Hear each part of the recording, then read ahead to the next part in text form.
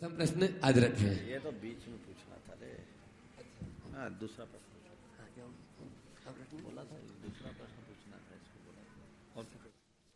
नमस्ते महाराज जी, जैन समुदाय को केंद्र सरकार ने अल्पसंख्यक घोषित किया, लगभग 1 वर्ष हो गया है और हम जैन समुदाय के सभी धर्मावलंबी इस बात से अभी तक अनभिज्ञ हैं। ये जानकारी सबको तो है कि अल्पसंख्यक घोषित हो चुके हैं, लेकिन क्या क्या सुविधाएं हमें प्राप्त होती है और क्या क्या उससे हम लाभ ले सकते हैं, इस बारे में कोई पृथक सेल या ऐसी कोई व्यवस्था समझ में नहीं आई। क्या हम कहीं संपर्क कर इस बारे में पूर्ण जानकारी प्राप्त कर सकते हैं? देखिए, जैन समाज को अल्पसंख्यक घोषित कराने के पीछे समाज को काफी परिश्रम करना पड़ा है, संघर्ष करना पड़ा है और उसके आधार पर आज जैन समाज अल्पसंख्यक घोषित हुई और समाज को इसका भरपूर लाभ उठाना चाहिए। विडंबना यह है कि समाज के बहुसंख्यक लोगों को ये पता ही नहीं कि अल्पसंख्यक घोषित होने से हमें फायदे क्या हैं। इसके बहुत सारे फायदे हैं और देश के प्रत्येक नागरिक को संविधान में प्राप्त अपने मौलिक अधिकारों का उपयोग करने का अधिकार है, करना चाहिए और इसके बहुत सारे लाभ हैं। आपने मुझसे पूछा है कि इसको कैसे क्रियान्वित किया जाए। मैं चाहूँगा आज हमारे बीच सनत कुमार जैन, जो मध्य प्रदेश माइनॉरिटी कमीशन के एजुकेशनल बोर्ड के कोऑर्डिनेटर भी हैं, और हमारे साथ डॉक्टर बिमल जी जैन हैं, जिन्होंने अखिल भारतीय जैन संगठन से जुड़कर इस अल्पसंख्यक आयोग के साथ जैन समाज को फायदा पहुंचाने में बहुत सारे कार्य किए हैं। मैं चाहूँगा ये दोनों महानुभाव मंच पे आ जाए और मैं बिमल जी से कहना चाहूँगा कि थोड़ा सा संक्षेप में हमारी समाज को इस बात के बारे में बताएं कि एक्चुअल में अल्पसंख्यक आयोग में शामिल होने का हमें लाभ क्या है। और मैं चाहूँगा कि ये बात थोड़ी देर बाद आप बात करें, तब तक दूसरे प्रश्नों को आने दें और उसके बाद ताकि और लोग भी आ जाएं और एक साथ सबको लाभ मिले। इस प्रश्न को अभी स्टैंड रखें ताकि यहाँ के लोग रहेंगे। हाँ। बुलाओ डॉक्टर सुषमा चटवेश जैन लखनऊ दोन चले आए और इसके बाद में पूजा विद्यार्थी विद्याश्री जबलपुर तैयार रहे।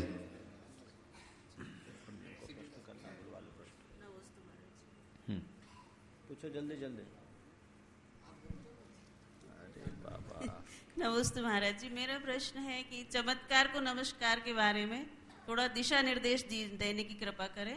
जैसे कई लोग आदिनाथ भगवान के सामने दीपक लगाते हैं, कई चंदा प्रभु भगवान के सामने, कई पार्श्वनाथ भगवान के सामने। महाराज जी, मैं बहुत कंफ्यूज हो जाती कि मैं कहाँ लगाऊं। मैं कई बार ऐसा बोल चुका हूँ कि चमत्कार को नमस्कार करने की आस्था कमजोर है, नमस्कार से चमत्कार करने वाले लोगों की आस्था मजबूत है। वस्तुतः नमस्कार में चमत्कार होता है। अज्ञानी चमत्कार को नमस्कार करता है और ज्ञानी अपने नमस्कार से चमत्कार प्रकट करता है। जहां तक सवाल है भगवान की पूजा आराधना का, यह हमारी श्रद्धा से अनुबद्ध है। हम जब श्रद्धा से भर करके भगवान की पूजा अर्चा करते हैं तो हमें उसका वास्तविक परिणाम मिलता है। कुछ लोग हैं जो केवल ऊपरी चमत्कारों से आकर्षित होकर भगवान को पूजते हैं। संत कहते हैं बाहर का चमत्कार तो बहुत स्थूल है, जीवन का परिवर्तन ही वास्तविक चमत्कार है। हमें उस तरफ ध्यान देना चाहिए। पूजा उपासना का लक्ष्य भौतिक न होकर आध्यात्मिक रखें। जो भौतिक उद्देश्य से प्रेरित होकर भगवान की पूजा आराधना करते हैं उनकी आस्था अक्सर डगमगाते रहती है, लेकिन जो अपने जीवन के गुणात्मक परिवर्तन का लक्ष्य लेकर आध्यात्मिक दृष्टिकोण से भगवान की पूजा अर्चा करते हैं उनकी पूजा आराधना बहुत सार्थक होती है, उनके जीवन व्यवहार में भी परिवर्तन आता है। तो मैं आप सबसे ये कहना चाहूँगा कि पूजा का उद्देश्य जीवन का परिवर्तन रखें, आराधना का उद्देश्य जीवन का परिवर्तन रखें और वास्तव में जीवन का परिवर्तन ही सबसे बड़ा चमत्कार है। और जो भी काम आप करें आस्था से भरकर करें। आपने पूछा है कि कोई पार्श्वनाथ, कोई आदिनाथ, कोई चंदप प्रभु के आगे दीप जलाते हैं, मैं किसके आगे दीप जलाऊं? मैं तो आपको कहूंगा आप किसी के आगे दीप मत जलाएं, अपने मन में दीप जला ले, सब जगह रोशनी फैलाने में समर्थ हो जाओ। विद्याश्री पूजा विद्यार्थी जबलपुर, उसके बाद अनिता जैन खारूपेटिया तैयार रहे। नमस्ते महाराज जी। शरीर में व्याधि किस कर्म के उदय से होती है और स्वस्थ किस पुण्य के फल से मिलता है? शरीर में व्याधि किस कर्म के उदय से होती है और स्वास्थ्य का लाभ किस पुण्य के उदय से होता? बहुत अच्छा प्रश्न पूछा। देखिए, शारीरिक व्याधि उत्पन्न होने में अशाता वेदनी कर्म कारण है और शरीर नाम कर्म के साथ साथ स्थिर अस्थिर नाम कर्म में विकृति एक कारण है। लेकिन ये तो कर्म है, ये कर्म ऐसे कर्म कब बनते हैं? जो व्यक्ति दूसरे को ज्यादा सताता है, पीड़ित करता है, किसी का शोषण करता है, अन्याय करता है, वंचना बहुल प्रवृत्ति करता है, यानी ठगता है, वो व्यक्ति रुग्ण शरीर का स्वामी होता है, अक्सर बीमार रहता है। तो आज आप चाहते हो कि मैं आगामी जीवन में स्वस्थ रहूं, तो कभी किसी के अस्वस्थता का निमित्त न बने। शरीर से, मन से, दोनों स्तर पर आप किसी भी रूप में अपने आप को अस्वस्थ, किसी को अस्वस्थ व्यक्ति को परेशान न करें। जहां तक बने दूसरों का आप पोषण करें, शोषण न करें। जो दूसरों का शोषण करते हैं वो खुद का पोषण नहीं कर सकते। इस बात को ध्यान में रख करके चले। अब रहा सवाल निरोगी काया कैसे पाया जाता है? आचार्य समंतभद्र महाराज ने ऐसा लिखा है कि मुनियों की सेवा वैयावृत्ति करने वाला व्यक्ति सुंदर, रूपवान, दीर्घायुष्क और स्वस्थ शरीर का स्वामी होता है। उच्चैर गोत्रम प्रणतेर भोगो दानात उपासनात् पूजा भक्ते सुंदर रूपम स्तवनात् कीर्ति तपो निधिषु। इसी प्रकार अन्य दीन दुखियों की सेवा शुश्रूषा करने वाला व्यक्ति ऐसे पुण्य का संचय करता है जिससे उसके स्वस्थ शरीर का लाभ होता है। तो आप अपना स्वास्थ्य बनाए रखना चाहते हैं तो औरों के स्वास्थ्य का ख्याल रखो और दूसरों के स्वास्थ्य को ठीक बनाए रखने में यथासंभव निमित्त बनो। अनिता जैन खारूपेटिया, पंडित नरेंद्र जी जैन सागर तैयार रहे। महाराज श्री, मेरा प्रश्न ये है कि बहुत से लोग प्लेन में या ट्रेन में जाते हैं तो वो भाव पूजा करते हैं, तो उसमें वो अष्टद्रव्य का जो बोलते हैं, अष्टद्रव्य का जो उच्चारण करते हैं, वो करना चाहिए या नहीं? और एक प्रश्न और है कि वेदी में बहुत से लोग 108 बार परिक्रमा देते हैं डेली, तो वो भी करना चाहिए या नहीं? देखिए, ट्रेन, प्लेन, अन्य जगहों में आप जो पूजा बोलते हैं वो पूजा आपकी पूजा नहीं है, वो आपकी स्तुति है। आप लोग बोलते हो भाव पूजा है। भाव पूजा और द्रव्य पूजा का पहले तो अंतर समझ लीजिए। द्रव्य पूजा किसको बोलते हैं, भाव पूजा किसको बोलते हैं और पूजा किसको बोलते हैं? अष्ट द्रव्य से अपनी भक्ति की अभिव्यक्ति का नाम पूजा है। और ये अष्टद्रव्यात्मक माध्यम आलंबनों के साथ जब आप अपनी भक्ति को प्रकट करते हैं, भाव जोड़ते हैं, तब वो भाव पूजा। पर मुंह से शब्द बोल रहे हैं, हाथ से अर्घ चढ़ा रहे हैं और मन उससे नहीं जुड़ रहा है, तब वह द्रव्य पूजा। आप लोग अष्टद्रव्य लेकर के जो पूजा करते हैं उसको द्रव्य पूजा कहते हैं, और बिना द्रव्य सामग्री के जो पूजा करते हैं उसको भाव पूजा कहते हैं। आचार्य वीरसेन महाराज के अनुसार तो बिना द्रव्य सामग्री की जाने वाली पूजा पूजा ही नहीं है। अष्टद्रव्य के बिना तुम्हारी पूजा ही नहीं, वो स्तुति हो सकती है। समझ गए? वहां पूछा गया का नाम अर्चना, तो उन्होंने जवाब दिया जलगंध अक्षत पुष्प फलादि दीप धूप पुष्प फलादि ही सगभक्ति प्रकाशो नाम अर्चना।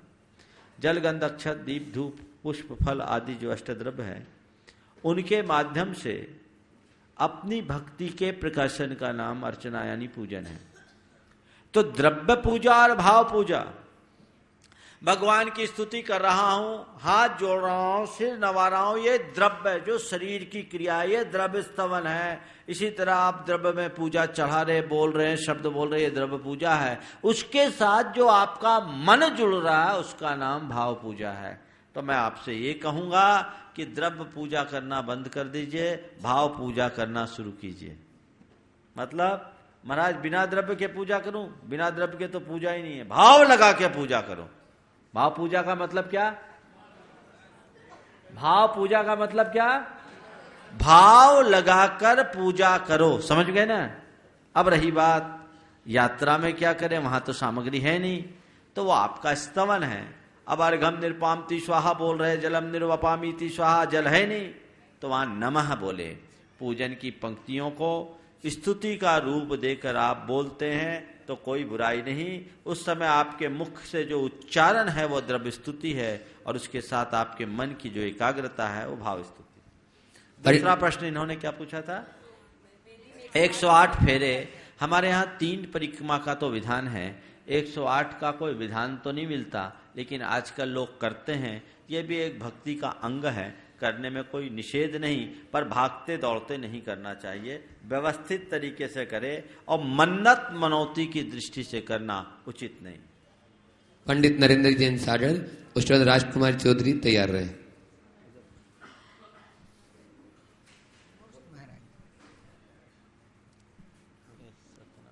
बोलो माँ, बोलो प्रश्न बोलो। महाराज जी मेरा प्रश्न है, महाराज जी मेरा प्रश्न है कि जब भगवान को केवल ज्ञान होता है, 4 घात या कर्म नष्ट होकर केवल ज्ञान होता है, तो महाराज भगवान जी 15 किलोमीटर ऊपर चले जाते हैं। फिर वो बिहार के समय ऊपर ही बिहार होता माता है, जी 2 रोज पहले ही इसका उत्तर दिया है हमने कि भगवान के केवल ज्ञानोपरांत 5000 धनुष ऊपर जाने का जो विधान है वो सार्वकालिक नहीं है। केवल ज्ञान के अतिशय स्वरूप वो 5000 धनुष ऊपर जाते हैं, बिहार उनका धरती पर ही होता है। इसका स्पष्ट उल्लेख हरिवंश पुराण में है, और आचार्य समंतभद्र महाराज के कथनानुसार भी जो स्वयंभू स्तोत्र में आचार्य समंतभद्र ने मल्लीनाथ भगवान की स्तुति में लिखा है, भूर अपि रम्या प्रतिपदमासी जात विकोसाम बुद्धि विदुहाशा। ये पंक्तियां ये बताती कि भगवान का विहार धरती पर ही होता है, आसमान में नहीं। आगे जी आचार्य सिद्ध भगवान, अब एक एक माता दूसरे को दो, बहुत है, चलो। भगवान सिद्ध शिला में रहते हैं कि उसमें लोक के अंत में तनुवात वलय में राजकुमार जी जैन चौधरी वे चले आए। उसके बाद में नन्ना सा बालक है सिद्धांत जैन सपना। पंडित जी को पूछ लें दो। हाँ पूछो, जल्दी पूछो। नमस्ते महाराज, छोटा सी प्रश्न पूछ रहे हैं। हाँ। कि अभिषेक करते हैं, एक जन्माभिषेक करते हैं, दूसरी शांति धारा करते हैं। इसका उत्तर मैं दे चुका हूँ महाराज। थोड़ा सा ये पूछते हैं, ये अभिषेक का जो गंधोदक होता है और शांति धारा नहीं, और शांति धारा के साथ अभिषेक गंधोदक होता है, उस गंधोदक कुछ अंतर है क्या? उसके प्रभाव में अंतर है? एक शांति धारा के साथ जन्माभिषेक है और एक। पहले तो आप अपनी धारणा सुधारिए पंडित जी। हम भगवान में जन्माभिषेक नहीं करते हैं, मंदिर में जिनाभिषेक करते हैं। क्या करते हैं?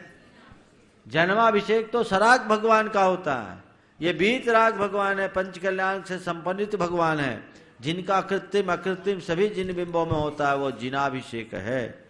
तो हम जिनेन्द्र भगवान का अभिषेक करते हैं। और शांति धारा और अभिषेक दो अलग अलग चीज नहीं है। अभिषेक का ही एक वृहद रूप शांति धारा है, धारा का नाम अभिषेक है, जिसमें विशिष्ट शांति मंत्रों के उच्चारण पूर्वक अभिषेक किया जाए, उसे शांति धारा कहते हैं। इसलिए इसमें कोई बुराई नहीं। सिद्धांत जैन सतना, और उसके बाद में जो प्रश्न अभी खड़ा है वो तैयार रहेंगे। नमस्ते महाराज जी, मैं सिद्धांत जैन सतना से। मेरा प्रश्न है, हुंडाओ सर्पनी काल क्या होता है और उसके दोष आखिरी के 4 तीर्थंकरों को क्यों लगे? बहुत अच्छा। देखो, हुंडाओ सर्पनी काल क्या होता है। हुंड का अर्थ होता है विचित्र, विचित्र यानी जहां अनेक प्रकार की विचित्र बातें, अनहोनी बातें, जो यूजुअली न हो ऐसी बातें घट जाए, उस काल का नाम है हुंडा। और ये वर्तमान में अवसर्पणी काल है, तो हुंडावसर्पणी काल हो गया। तो इस काल में कई ऐसी बातें हुई, जैसे प्रथम तीर्थंकर का तृतीय काल में ही मोक्ष हो जाना, चक्रवर्ती का हार हो जाना, शांतिनाथ, कुंथुनाथ, अरनाथ जैसे तीर्थंकरों को तीर्थंकर के साथ चक्रवर्ती और कामदेव भी बन जाना, और अंतिम तीर्थंकर का चतुर्थ काल में समय शेष रहने से पूर्व ही निर्वाण हो जाना। आपने पूछा अंत के 4 तीर्थंकर, अंत के 4 नहीं, अंत के 3 तीर्थंकर बाल ब्रह्मचारी हुए। तीर्थंकरों का बाल ब्रह्मचारी होना, ये सब भी हुंडावसर्पणी काल का प्रभाव है। समझ गए? ये क्यों होता है इसका कोई कारण नहीं है, ये चलता आ रहा है, सो चलता रहता है। समझ गए? चलिए अब 1 मिनट पूछ लेना। राजकुमार चौधरी जी का प्रश्न जो है सरिता जी पूछ रही है। महाराज जी, हम लोग मन सहित जीव हैं, तो हम लोग तो अपना कल्याण कर सकते हैं, लेकिन जो स्थावर आदि जीव हैं वो अपना कल्याण कैसे करते हैं? देखिए, ये होनहार पर होता है। निश्चित मन सहित जीव जिस तरीके से अपना कल्याण कर सकता है, मन रहित जीवों को वैसे कल्याण की संभावनाएं नहीं बचती। तो स्थावर आदि जीवों का भी जब संयोग अनुकूल बनता है, तो उनमें से कोई कोई अपना कल्याण कर लेते हैं। निगोदिया जीव भी देखो, अनंत निगोदिया जीव हैं, उसमें ऐसा विधान आता है कि अनादि से निगोद में रहने वाले अनंत जीव, उनमें से कुछ जीव ऐसे जिनने आज तक निगोद के अतिरिक्त अन्य कोई पर्याय को प्राप्त नहीं किया, उनमें से कुछ जीव ऐसे भी होते हैं जो साक्षात सीधे निगोद पर्याय से निकलकर मनुष्य पर्याय को प्राप्त करते हैं, और 8 वर्ष अंतर मुहूर्त में मुनि बनकर मोक्ष को प्राप्त कर लेते हैं। ये होनहार है, इसके लिए और कुछ नहीं कहा जा सकता। और उनके साथ मति ज्ञान, शुद्ध ज्ञान तो है ही। अब रहा सवाल, उनमें भी कषायों की तीव्रता मंदता अपने अपने योग्य होते हैं। मन के पाप अलग होते हैं, लेकिन मन के बिना भी पाप होते हैं। एक इंद्रिय से लेकर असंगी पंचेंद्रिय तक भी पाप करते हैं। उनके पाप का स्तर मन वाले प्राणियों के पाप से बहुत अल्प होता है, इसलिए उनका बंध भी बहुत कम होता है। हम सामान्य प्राणी जितने भी पंचेंद्रिय प्राणी हैं, आप उनके पाप के स्तर की बात का अनुमान लगाएं तो इससे लगा लें कि पंचेंद्रिय प्राणी अंतः कोड़ा कोड़ी सागर से कम की आयु का स्थिति का बंध नहीं करता, और असंगी पंचेंद्रिय अगर बंद करेगा तो 1000 सागर से अधिक की स्थिति का बंध नहीं करेगा। अब 1000 सागर कहाँ लगता अंतः कोड़ा कोड़ी में, बहुत अल्प सागर के आगे बूंद। तो वो पाप भी कम करते हैं, पुण्य भी कम करते हैं, उनका हिसाब बराबर रहता है। आगे पुष्पेंद्र जी जैन जबलपुर, जो आज सूत्रधार भी बने हैं, वे भी महाराज श्री चरणों में प्रश्न रख रहे हैं। नमस्ते महाराज जी। महाराज जी, मेरा प्रश्न ये है कि क्या बाल ब्रह्मचारी जो मुनि महाराज होते हैं और गृहस्थ से जो मुनि बनते हैं, तो उनमें ऐसा कुछ है कि पहले कौन मोक्ष जा सकता है? ऐसा कुछ नहीं। हो सकता है कि गृहस्थ से बनने वाले पहले मोक्ष चले जाए, बाल ब्रह्मचारी बाद में। लेकिन ऐसा भी कुछ प्रसंग आता है कि तीर्थंकर अटक जाते हैं और कामदेव निकल जाते हैं, ऐसा होता है। तो ऐसा कोई विधान नहीं, पर एक बात मैं बता रहा हूं जो अनुभव की बात है। एक जो कोरी स्लेट होती है ना, उस पर उकेरे गए अक्षर बहुत साफ सुथरे होते हैं, और गुदी हुई स्लेट जो होती है ना, उसमें अक्षर ढंग से उभरते नहीं है। तो जो बाल ब्रह्मचारी साधक होते हैं, वो साधना में जिस हिसाब से रमते हैं, वो बिल्कुल कोरी स्लेट होते हैं। गुरु जो कहते हैं सब अंकित हो जाते हैं, और 40-50 साल तक, 60 साल तक घर में हुकूमत चलाने वाले जो बुद्धिवी स्लेट वाले होते हैं, उनमें कुछ भी उभारना बहुत मुश्किल होता है। वो आखिरी तक अधिकार की ही भाषा बोलते हैं, समर्पण की भाषा बोल नहीं पाते। ये एक अंतर तो अनुभव में आता है, और आप लोग भी महसूस करते होंगे।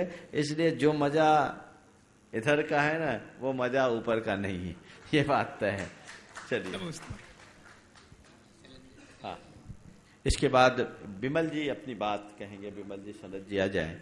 जैसा अभी कहा गया था कि जैन समाज को अल्पसंख्यक घोषित होने के बाद वर्तमान में भारतीय संविधान के तहत अल्पसंख्यक बने का हमें क्या लाभ है, शंका समाधान के साथ मैं विमल जी को इसलिए बुलाने जा रहा हूं। इन्होंने बहुत काम किया, सनत जी उनके साथ थे, शैलेश और महासंघ के सारे कार्यकर्ता भी एक बार सामने खड़े हो जाए जो यहाँ उपस्थित हैं, रवि वगैरह आ जाओ। ये लोग हमेशा काम करते हैं। और विमल जी के बारे में मैं बताऊं, उन्होंने अभी मुझसे काफी अच्छी ब्रीफिंग दी। ये अल्पसंख्यक संविधान की जो धारा है उसके अनुसार अल्पसंख्यक आयोग के अंतर्गत जितने प्रावधान है उस पर काफी अध्ययन किया इन्होंने, और इनका 3 घंटे का वक्तव्य है जिससे पूरी समाज को वाकिफ होना चाहिए। ये समाज के लिए बहुत कल्याणकारी कार्य है। मैं आज के इस शंका समाधान के सत्र में से उनको 10 मिनट देता हूं, इसलिए कि ये समाज के लिए बहुत लाभप्रद काम है और इसका लाभ समाज को मिलना चाहिए। एक बात मैं जरूर कहूंगा, मुझसे एक पत्रकार ने जब जैनियों को अल्पसंख्यक घोषित किया गया तो कलकत्ता में मुझसे पूछा कि जैनियों के अल्पसंख्यक घोषित किए जाने पर आपकी क्या प्रतिक्रिया है। मैंने कहा मुझे बहुत दुख है, मुझे बहुत दुख है। इस आशा के विपरीत उत्तर सुनकर के उन्हें बड़ा आश्चर्य हुआ कि आप ऐसा क्यों बोल रहे हैं। इसके लिए तो पूरे देश भर की जैन समाज लग भिड़ करके जैसे तैसे जैनियों को अल्पसंख्यक घोषित कराई और आप कह रहे हैं इसका बहुत दुख है। बोले हाँ, मुझे इस बात का दुख है कि जो जैन समाज कभी भारत की बहुसंख्यक समाज होती थी, ये दुर्भाग्य है कि आज अल्पसंख्यक बच गई है। जिस भारत भूमि की 80% आबादी कभी जैन थी, आज थोड़े से बच्चे हैं अल्पसंख्यक। लेकिन आज ये दुर्भाग्य है कि हमें अपने आप को अल्पसंख्यक घोषित करवाना पड़ रहा है। और एक बात और बताऊं, अल्पसंख्यक आयोग के तहत प्राप्त अधिकारों का अगर उपयोग न किया जाए तो आने वाले दिनों में और ज्यादा पीछे चले जाओगे। तो आने वाले युगों में जैन समाज और जैन धर्म की उन्नति करना चाहते हो तो प्रत्येक जैनों को अपने अधिकारों के प्रति जागरूक होने की जरूरत है और हर व्यक्ति को जैन धर्म, जैन समाज को आगे बढ़ाने के लिए जो संभव हो वो करने के लिए कटिबद्ध होने की आवश्यकता है। आप सारी जानकारियां विमल जी से सुने, मैं अपना समय उन्हें दे रहा हूं। जी नमोस्तु नमोस्तु नमोस्तु। मैं 1 सेकंड की भूमिका। आचार्य विद्यासागर जी महाराज ने सबसे पहले अल्पसंख्यक वर्ग को, जैन समाज को क्यों आना चाहिए, और ये लगातार पिछले 20 साल से ये प्रयास हो रहे थे। और सबसे बड़ी बात है कि 27 जनवरी 2014 को केंद्र सरकार ने राजपत्र में प्रकाशित करके और 5 जातियों के समान जैन जातियों को भी पूरे अधिकार दे दिए हैं। अब हम अल्पसंख्यक आयोग के पूरे देश भर में सभी तरह के अधिकारों का उपयोग अल्पसंख्यकों का कर सकते हैं।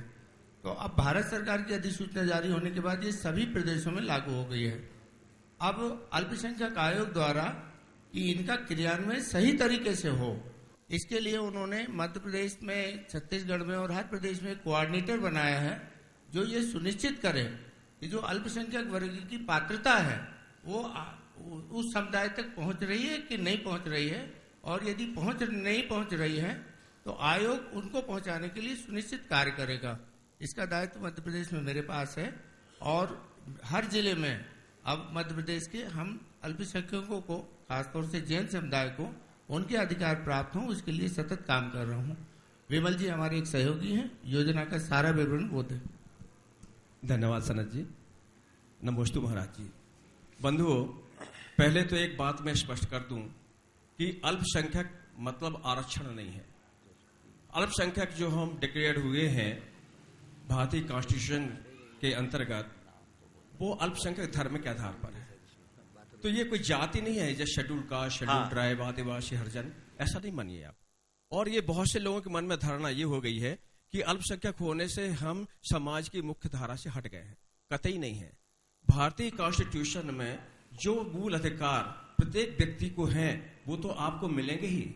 अल्पसंख्यक घोषित होने से, विशेष अधिकार से और आप विभूषित हो गए हैं, आपको और अधिक पावर आ गए हैं। इसलिए अल्पसंख्यक घोषित होना ये अपने आप में हमारे लिए बहुत बड़ी उपलब्धि है। इसके बहुत सारे कारण हैं और इसके बहुत सारे फायदे हैं, वो जानना आपके लिए जरूरी है। एक सबसे बड़ा कारण जो है फायदा है, पूरे कॉन्स्टिट्यूशन एक्ट को हमने टोटल माइनॉरिटी एक्ट को कुल 6 भागों में बांटा हुआ है। पहला है benefits for minority for women, महिलाओं के लिए इसमें क्या फायदा है। हमने आप देखा होगा कि बहुत सी महिलाएं पापड़ बनाती हैं, बरी बनाती हैं, दूसरे घर में रोटियां बनाती हैं और निर्धन रहती हैं। देखिए, जो गवर्नमेंट की सारी स्कीम है निर्धन मेधावी के लिए तो है ही, इसमें और भी ऐसे बहुत सारे प्रावधान है जो सबके लिए है। तो ऐसी महिलाओं के लिए 20-20 का ग्रुप अगर वो बनाती हैं तो बैंकों से बहुत कम 2%, 1% में उन्हें लोन मिलता है और वो अपना आय का साधन और बढ़ा सकती हैं। इसके बारे में विस्तृत जानकारी जब कभी आप मुझसे पूछेंगे, मैं एक एक के बारे में एक किताब है इसके बारे में है। दूसरा फायदा है रिलीजियस एस्टेब्लिशमेंट। जैन संस्थाएं जो हैं, हमारी धार्मिक संस्थाएं हैं, ये पूरी तरह से सुरक्षित हो चुकी हैं। पूरी तरह से आपके धार्मिक संस्थाओं में कोई व्यक्ति बिना हमारी अनुमति के प्रवेश नहीं कर सकता। हमारे ट्रस्ट में उसका किसी प्रकार का कोई दखल कोई दे नहीं सकता। आप आश्चर्य करेंगे कि आज बहुत सारी हमारी धार्मिक संस्थाएं हैं जिसके अंतर्गत बहुत सारी दुकानें हैं और किराएदार रहते हैं, खाली नहीं करा पाते। आप आश्चर्य करेंगे कि इस एक्ट के अंतर्गत रेंट कंट्रोल एक्ट लागू नहीं होता है और ऐसी रिलीजियस संस्थाएं अपने दुकान फायदे के लिए, धार्मिक संस्थान के लिए उन किराएदारों से दुकान तत्काल खाली करा सकते हैं, ऐसा इसमें प्रावधान है।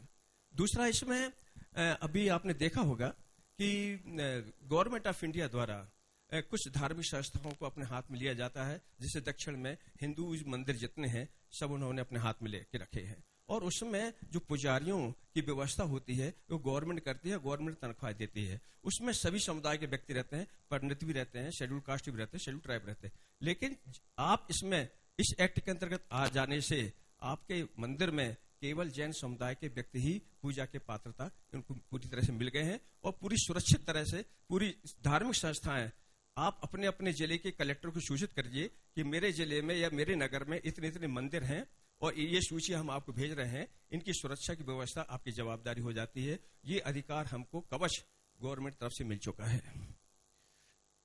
तीसरी सुविधाएं है बेनिफिट ऑफ एजुकेशन इंस्टीट्यूशन।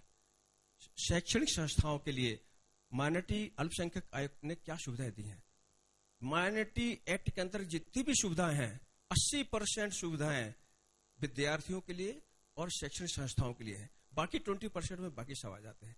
इसमें आप आश्चर्य करेंगे कि कक्षा 1 से लेकर 4वीं तक के विद्यार्थियों को 1000 रुपये साल गवर्नमेंट देती है और वो हर साल रिन्यूअल होता जाएगा। कक्षा 4वीं से लेकर 10वीं तक ये प्री मैट्रिक कहलाता है, इसमें 4000 रुपये साल गवर्नमेंट देती है। इसके बाद कक्षा 10वीं से लेकर 11वीं से लेकर BA, BCom, स्नातक उच्च शिक्षा तक के लिए गवर्नमेंट 7000 रुपये साल देती, PhD करने तक। अगर आपका बेटा आपका इंजीनियरिंग कॉलेज में पढ़ता है, मेडिकल कॉलेज में पढ़ता है, तो गवर्नमेंट ऐसे विद्यार्थियों को 20,000 रुपये स्कॉलरशिप और एडमिशन फीस के और 5,000 रुपये स्कॉलरशिप, और हॉस्टल में रहता है तो 5,000 रुपये, और इस प्रकार से 30,000 रुपये सालाना गवर्नमेंट हमें देती है। हमारे देश की ऐसी कौन सी संस्थाएं हैं जो ऐसे विद्यार्थियों को, जो निर्धन और मेधावी छात्र हैं, उनको हम कहाँ सहायता दे पाते हैं। लेकिन सरकार द्वारा करोड़ रुपए इसमें बजट में आता है, हमें उसका लाभ लेना चाहिए। और अगर लड़का आपका विदेश में पढ़ना चाहता है तो 30 लाख रुपए तक का सरकार उसको अनुदान देती है, लोन देती है। वो इंटरेस्ट गवर्नमेंट पटाती है। जब आपकी नौकरी लग जाती है तब जिसके 6 महीने के भीतर या 1 साल के भीतर आपको लोन वो वापस करना पड़ता है। 3% एनुअल, बहुत नॉमिनल होता है। ऐसा कौन दे सकता है? और हमारे बच्चे विदेश में पढ़ सकते हैं। एक बात मैं आपको बताऊं, आप मध्य प्रदेश के रहने वाले हैं, मैं उदाहरण दे रहा हूं, और आपका लड़का पूना में पढ़ रहा है, तो भी आपको स्कॉलरशिप उस बच्चे के लिए मध्य प्रदेश के बजट से आपको उसको मिलेगी। धन्यवाद। बेनिफिट्स ऑफ एनजीओज, जो गैर सरकारी संस्थान रहते हैं, जो सामाजिक सेवाओं में लगे रहते हैं, इनको गवर्नमेंट 0% में लोन देती है। अगर माइनॉरिटी एक्ट के अंतर्गत एनजीओ में आप रजिस्टर्ड हैं, आपको 0% में अमाउंट मिलेगा। उसको आप 2%, 3% के माध्यम से गरीब संस्थाओं को आप लोन दे सकते हैं और इस प्रकार से उनकी सहायता भी हो जाएगी और एनजीओ के पास जो पैसा है उसकी फंड रेजिंग भी होती जाएगी। Benefits of minority for business, व्यापारियों के लिए हमारे शहरों में छोटे छोटे गांव में बहुत से व्यवसाय हैं। ये स्कीम इतनी प्यारी है, आप आश्चर्य करेंगे। जिनकी 4.5 लाख रुपए से कम आय है उन्हें 10 लाख रुपए तक का लोन गवर्नमेंट देती है, जिसमें 25% अनुदान रहता है। यानी 10 लाख रुपए अगर आप लेते हैं गवर्नमेंट से लोन तो 2.5 लाख रुपए आपको वापस नहीं करना पड़ेगा, केवल 7.5 लाख रुपए वापस करना पड़ेगा। और ब्याज मालूम कितना? 6%, यानी आधा % महीना। ऐसी कौन सी संस्थाएं हैं जो 6% एनुअल पे वार्षिक दर पे आपको ब्याज में 10 लाख रुपए उपलब्ध कराते हैं? ये ऐसी बहुत सारी सुविधाएं ये हैं। इसी प्रकार से बेनिफिट्स ऑफ स्टूडेंट्स के बारे में मैं बतला चुका हूं। ये ऐसे 6 सेक्टर में ये किताबें उपलब्ध हैं और इसमें प्रत्येक व्यक्ति, इसका हम चाहते हैं कि हर जिले में एक अल्पसंख्यक प्रकोष्ठ बने, कुछ समाज सेवी व्यक्ति या रिटायर्ड पर्सन हमसे जुड़ें, ताकि हम उसका लाभ ऐसे निर्धन और परिवार और मेधावी छात्रों तक हम पहुंचा सकें। इसकी बहुत जरूरत है। हमारे सनत साहब वैधानिक तौर पे, कानूनी तौर पे उच्च स्तर पे हमें मदद करेंगे, लेकिन फील्ड लेवल्स पे, जमीनी लेवल पे हमें काम करना है। फॉर्म कैसे भरे जाते हैं, अप्लाई कहाँ करना पड़ता है। एक बात अभी बहुत सारे एक प्रश्न और आया था कि आप अल्पसंख्यक प्रमाण पत्र कैसे प्राप्त करेंगे। बिल्कुल सिंपल है। 50 रुपया के स्टैम्प पेपर में, नॉन जुडिशियल स्टैम्प पेपर में आप नोटरी के यहाँ जाइए और उसका एक प्रोफार्मा है निश्चित गवर्नमेंट द्वारा, आप वहां से एक अल्पसंख्यक प्रमाण पत्र बनवा सकते हैं। तहसील के यहाँ या तहसीलदार के यहाँ या कलेक्टर के यहाँ आपको चक्कर लगाने की जरूरत नहीं है। हर विद्यार्थी के लिए अल्पसंख्यक के फॉर्म बनवाना बहुत जरूरी है, घोषित होना। दूसरा, आपको आय प्रमाण पत्र। आय प्रमाण पत्र ये है कि 1 लाख से कम आय है, 2 लाख से कम आय है, 3 लाख से कम आय है। इसके प्रमाण पत्र भी आप नोटराइज द्वारा करा सकते हैं। जहां जिसकी जैसे पैरामीटर होते हैं उसके हिसाब से हमको काम करना पड़ता है। एक आवश्यक जानकारी और मैं दे दूं, हर हालत में आप अपने नाम के आगे जैन जरूर लिखें। कक्षा 10वीं में के प्रमाण पत्र जो रहता है उसमें आप सिंघई हैं, सेठ हैं, पोरवाल हैं, खंडेलवाल हैं, जो भी हैं वो बात की चीज है। अगर जैन नहीं लिखा है तो आपके लिए आगे चल के बहुत सारी प्रॉब्लम आ सकती है और अल्पसंख्यक के जो फायदे हैं वो आपको प्राप्त नहीं होने वाले हैं। इसलिए आप सिंघई विमल कुमार जैन लिख दो, सेठ ऐसा कर दो, आपका जो बैग चलता है। लेकिन अगर मान लो वो भी लिखते हैं कि विमल कुमार सिंघई जैन जरूर डलवाओ। हर हालत में अभी भी जो फॉर्म भरे जा रहे हैं परीक्षाओं के, आप एक सिंपल एक एप्लीकेशन दे दें शिक्षा अधिकारी को कि हमने बेटे ने जो फॉर्म भरा है उसमें हमने सरनेम सेठ लिखा है या चौधरी लिखा है, उसको आप काट के आप उसकी तरह या उसके साथ जैन शब्द और ऐड कर दो, तो ये सर्टिफिकेट ऐसा रहेगा जो हमेशा लॉन्ग लाइफ काम आएगा, हर क्षेत्र में आएगा। और इसके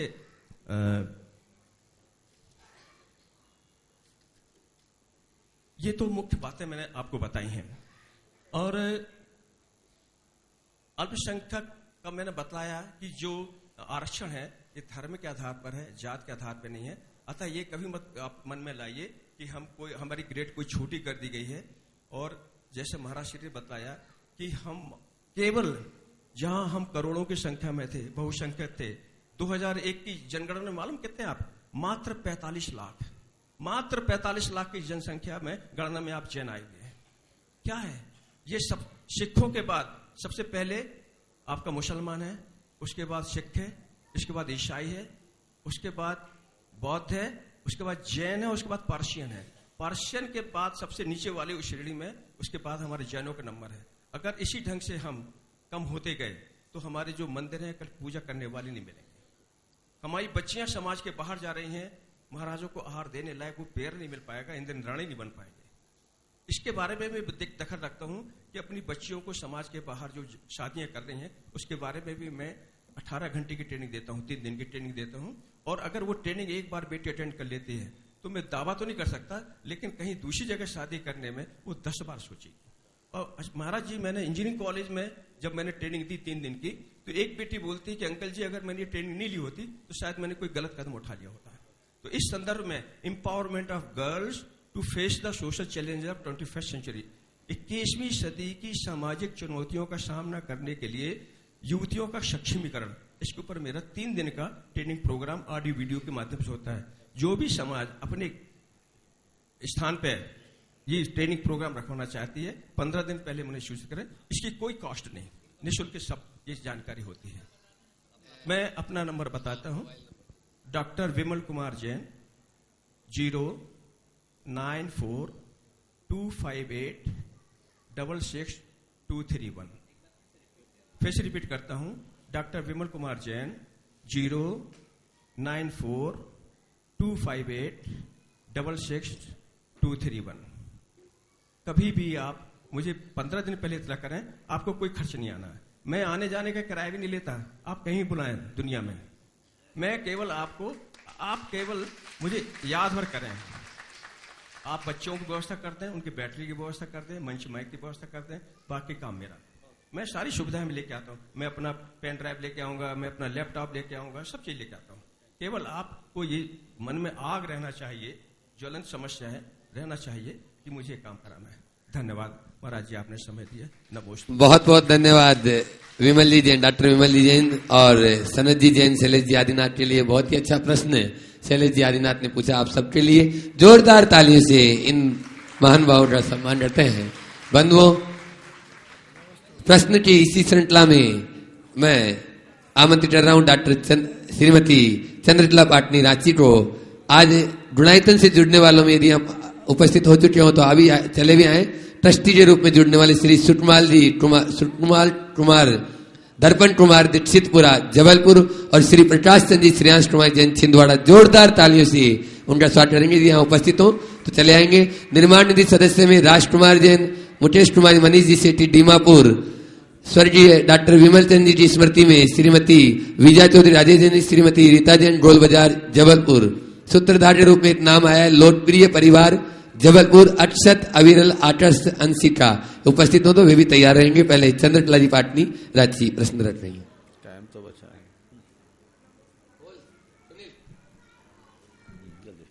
नमोस्तु महाराज श्री।